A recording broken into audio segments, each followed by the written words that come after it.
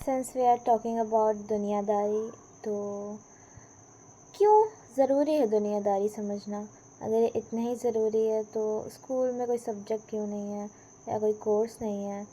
तो ऐसा है कि इसी चीज़ को थोड़ा और अच्छे से देखा जाए तो काउंसलर के पास वही लोग जाते हैं जो दुनियादारी से परेशान हो जाते हैं।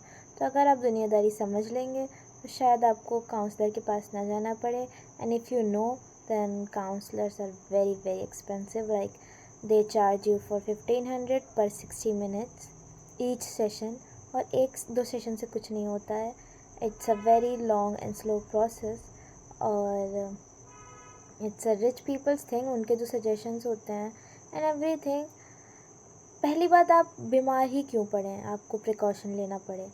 आप खुद ही आप पहले अच्छे से अपनी डाइट रखें कि आपको दवा ना लेनी पड़े। तो वही बात है कि आप दुनियादारी अगर आप समझ लेंगे तो आपको थेरेपिस्ट के पास नहीं जाना पड़ेगा, पैसे नहीं फूकने पड़ेंगे, और ख़ुद को समझाना नहीं पड़ेगा कि हाँ ऐसा होता है। क्योंकि आप अगर दुनियादारी नहीं सीखते हैं तो आप दुनिया में ही रहते हैं, आपको बहुत दिक्कत हो जाएगी।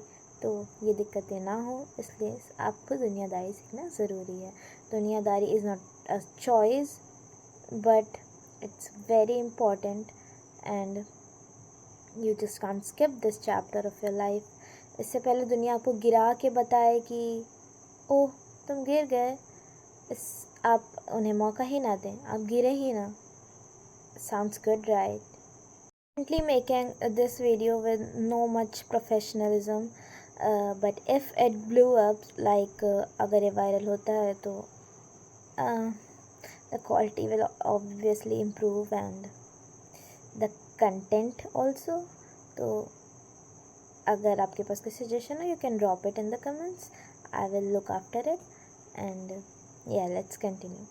तो दुनियादारी हर तरीके की होती है, हर जगह होती है।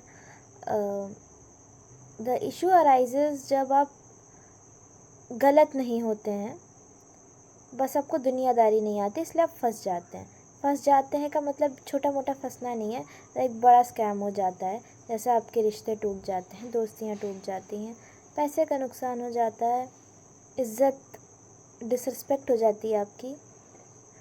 तो दुनियादारी आपको सीखना ही पड़ेगा। अगर आपको 4 लोगों के साथ रहना है, जो कि आपको रहना ही पड़ेगा, human is a social animal.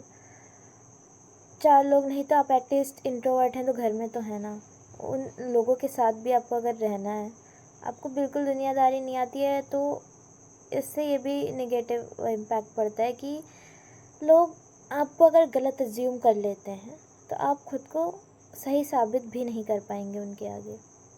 आप अपनी बात नहीं रख पाएंगे, आप बता ही नहीं पाएंगे कि मैं ऐसा नहीं हूँ या मैंने ऐसा नहीं किया। तो इससे पहले सब कुछ ख़राब हो जाए, क्यों ना हम कुछ ख़राब ही ना होने दें, ऐसी नौबत ही ना आने दें कि हमें थेरेपी लेनी पड़े। और टू बी ऑनेस्ट, जब कोई चीज़ टूट जाती है तो अब उसे जोड़ते हैं तो एक क्रैक रह जाता है। तो वैसे ही अगर आप थेरेपी ले भी लो, चीज़ें सही कर लो, हो सकता है आपका पास्ट ट्रॉमा आपको परेशान करे इन फ्यूचर। और so as I was saying कि पास्ट ट्रॉमा, तो ऐसा कुछ आप अपने पास्ट में बुरा मेजर होने ही ना दो। छोटा मोटा ठीक है, चलता है, होती है लाइफ, लेकिन आप ज़्यादा बात बिगड़ने ही ना दो। और एक आपकी लाइफ ऐसी हो कि आप बताओ amazing incidents instead of some bad incidents where you were framed wrong, जहाँ आपको गलत समझ लिया गया पर आप गलत थे नहीं, आप खुद को समझा, आप लोगों को समझा नहीं पाए कि आप गलत नहीं हैं। तो हम दुनियादारी शुरू करेंगे ये series. The first one will go with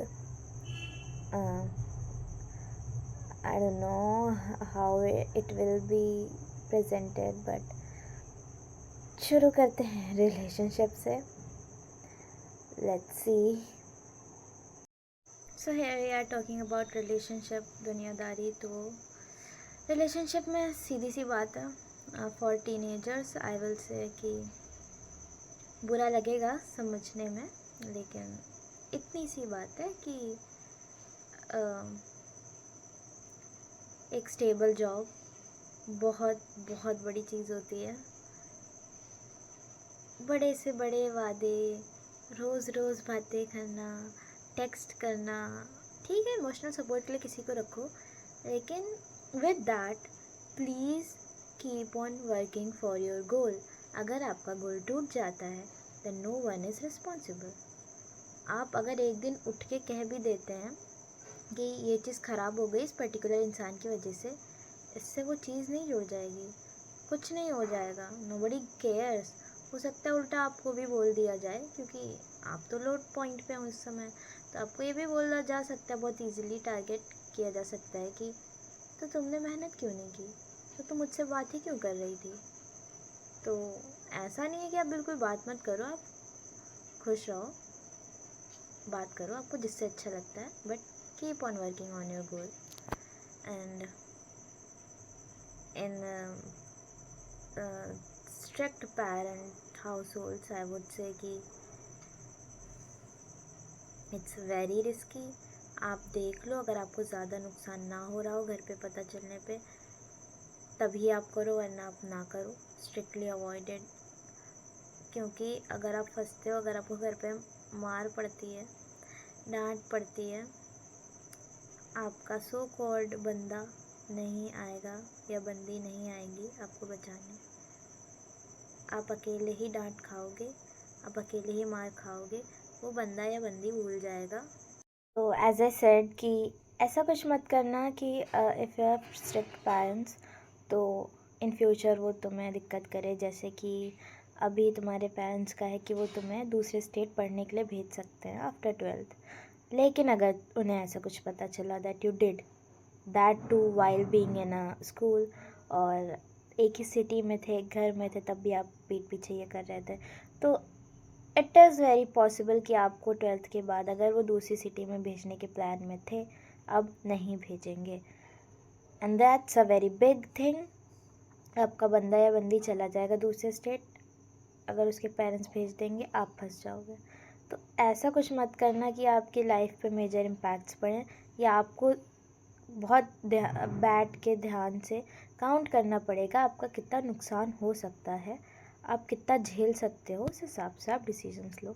इतना कहते नहीं हैं कि शादी तो हम ही करेंगे, भैया ऐसा है, तुम नहीं छोड़ोगे उस इंसान को, वो इंसान तुम्हें छोड़ देगा अगर तुम गिर गए तो। गिर गए इन द सेंस, या तो तुम अभी जिस लेवल पे उससे गिर जाओ, या तुम्हारा बंदा उस लेवल से उठ जाए, बस दोनों में आप ही हारोगे। तो और रीज़न्स की कमी नहीं होती ब्रेकअप या किसी भी लड़ाई या किसी भी नेगेटिव चीज़ के लिए, रीज़न्स की कमी नहीं होती, कब किसका मूड सनक जाए वाली बात है बस ये। लड़का लड़की ये सब कुछ नहीं होता भाई, लड़के को भी छोड़ना है तो देयर आर मल्टीपल रीजंस, लड़की को भी छोड़ना है देयर आर मल्टीपल रीजंस। और फिर वही बात आ जाती, दुनिया तुम्हें समझाने लगेगी कि ऐसा मत करो, वैसा मत करो। और जब दुनिया तुम्हें ये समझाने लगे कि समझो बात को, तो ये समझ लेना तुम्हारे साथ ही गलत हुआ है। क्योंकि जिसका दिल टूटता है उसको समझाते हैं लोग, जो वीक होता है कि हाँ भाई तुम समझदार हो, तुम समझ जाओ। ऐसी सिचुएशन मत लाने दो लाइफ में कि लोग तुम्हें समझाएं। तो हमारे स्कूल में टीचर्स भी कहते थे बॉयज़ से कि अगर तुम्हारी कोई गर्लफ्रेंड है या क्रश है तो ये पता कर लो कि उसके फादर किस प्रोफेशन का दामाद चाहते हैं, उस हिसाब से तैयारी करो। क्योंकि देखो, सबको अपना अपना होता है कि मेरे लिए करियर बड़ा है या लड़की। अगर तुम्हारे लिए लड़की बड़ी है तो सीधी सी बात है, तुम कूदोगे उसी प्रोफेशन में जिससे वो उसके फादर राज़ी हो जाए और शादी कर दें, जो है सीधी बात। हर इंसान की अलग सोच होती है, हर इंसान करियर करियर नहीं भागता है। कुछ लोगों को emotional, they are very emotional. तो तो ये चीज़ देख लेना, अगर आप इमोशनल हो तो लॉन्ग टर्म सोच समझ के चलना, और अपने डिसीजंस ऐसे लो कि ऐसा ना हो कि एक दिन तुम फंस जाओ। जैसे कि ऐसा मेरा करियर चुन लेना कि जहाँ तुम बिल्कुल वही हो जाएगी, अरे ये तो करियर का कोई ग्रोथ ही नहीं है। थोड़ा स्टैटिक्स और सब एनालिटिक्स सब देख के चलना। और क्रश है अगर तुम्हारा, तो उसको 2 पल के लिए रिझाने, वैसे ठीक है, ये भी अपना कला है, उससे अच्छे से बात करना वगैरह वगैरह, अच्छी बॉन्डिंग रखना, you can do that, but with that things, those things, आपको जैसे उसे कार्स का शौक़ है तो भैया कुछ करो, कार्स ख़रीदो उसकी पसंद की। ट्रस्ट में बहुत असर पड़ता है, ये छोटा मोटा रिझाने से जो ज़्यादा ही असर पड़ता है। पर वही ना कि इट्स अ बिग थिंग, लेकिन वही तो आपको अलग बनाएगा सबसे। आप अच्छे से बोलो, आप अपनी तरफ से पूरा ट्राई करो कि आपकी बॉन्डिंग अच्छी रहे, ETC, बट उस अपने क्रश की पसंद नापसंद का ध्यान